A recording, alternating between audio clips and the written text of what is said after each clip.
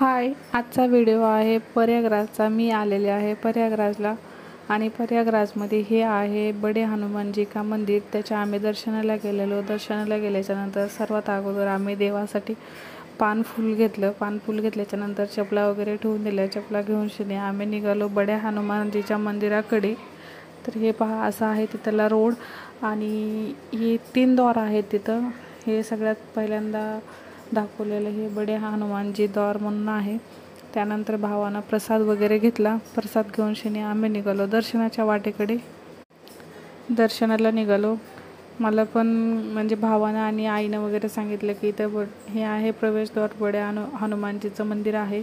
आणि प्रयागराजमध्ये जे सर्व काय गंगेच्या बाजूलाच हे इथं त्रिवेणी संगम आहे, त्याच्या साईडलाच हे मंदिर। त्याच्या अगोदर आम्ही हे बडे हनुमानजीचं दर्शन घेतलं। हे आता आम्ही लाईनला वगैरे लागलेलो आहोत आणि खूप छान मंदिर आहे। आणि इथं शनिवारी तर खूप जास्त गर्दी राहते असं म्हणतात, त्यामुळे आम्ही शुक्रवारीच गेलो होतो, कारण मुलं बाळासोबत असल्याच्यानंतर जास्त गर्दी जायची आणि गरमीचे दिवस चालू असल्यामुळं गरमी जायची इच्छा नाही होत। हे लागलो आता आम्ही लाईनला आणि लाईनला लागल्याच्यानंतर जास्त भीड नव्हती, लगेच आमचा नंबर आला।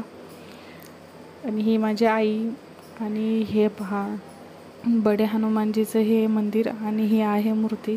असं म्हणतात की रामासोबत जेव्हा हनुमानजी होते, जोपर्यंत राम पृथ्वीवर होते, त्यांचा अवतार होता, तोपर्यंत त्यांना कधीच विश्राम केला नाही हनुमानना। असं म्हणतात की फक्त इथंच ते थोड्या वेळ झोपलेले, त्यामुळं त्यांचं इथं खूप मोठी अशी पहा किती मोठी मूर्ती आहे आणि इथं त्यांना विश्राम केलेला, अशी इथं मान्यता आहे ह्या मंदिराची। अशी आहे इथली मान्यता। त्यानंतर जेव्हा आपण प्रसाद वगैरे घेतो, ते प्रसाद इथं हे असं देवाला दाखवतात आणि त्याच्यातला एक लाडू घेऊन तिथे तुम्हाला देवाच्या उजव्या हाताला जी पिंप दिसते त्या पिंपामध्ये टाकतात आणि असे दर्शन घेतात। तिथं काय मोबाईलचं वगैरे काय बंधन नाही, आपण फोटो व्हिडिओ सर्व काय काढू शकतो। ही अशी मूर्ती असं पाहावं असं वाटतं किती पण वेळ, किती मोठी आहे पहा। चला तुम्ही पण दर्शन करा या बडे हनुमानजीचं। त्याच्यानंतर आम्ही गेलो इथं श्रीराम जानकी मंदिरमध्ये, तिथंच आहे त्याच्या बाजूलाच आहे, तिथं पण असे दर्शन घेतले। हे भावाने मी हे आरोयांशी का दर्शन करायला हे दिसतं तुम्हाला। खूप छान आहे हे पण मंदिर आणि जिथं हनुमान तिथं रामाचा आणि जिथं रामाच तिथं हनुमानाचं तर मंदिर असणारच। हे आहे दीपक इथं, असं म्हणतात हे मन्नतचा दीपक आहे। इथं पिंपळाच्या झाडाखाली असा याला दिव्याला प्रज्वलित करतात आणि आपल्याला जे पाहिजे ते मागायचं। आपण मागणार काय, देवाच्या आशीर्वादानं सगळं काय भेटलेलं आहे। बस मुलं बाळा आणि आपला घर संसार सुखाचा राहावा एवढीच इच्छा आहे, एवढीच प्रार्थना आहे। इथं असा आहे आजूबाजूचा एरिया सगळा। हे आमची सगळे घरवाले, माझी भाऊजाई, आई आणि मी। त्यानंतर आम्ही जरा शरबत वगैरे घेतलं, तिथं शरबत वाटायला चालू होतो। त्यानंतर आम्ही आलोत बाहेर आणि त्रिवेणी संगमकडं आम्ही आता निघालेलो आहेत।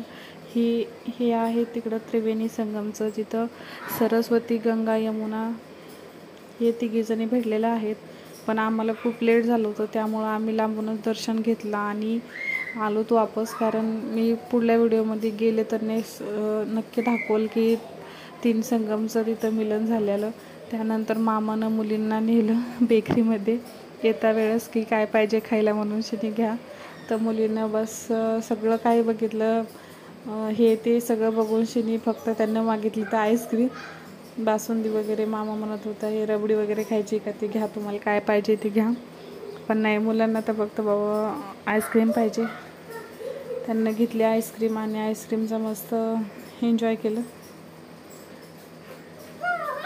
खूप मोठी बेकरी आहे आणि आम्ही सर्व काही मिठाई वगैरे पाहिल्या। त्यानंतर सगळ्यात शेवटला आपल्याला तर बस समोसेच आवडतात, की आम्ही समोसे आणि जिलेबी घेतली। ही जिलेबी खूप सरभरीत आणि रसभरीत होती, गुलाबजामुन वगैरे। पण आम्ही घेतले समोसे आणि आलो घरी परत।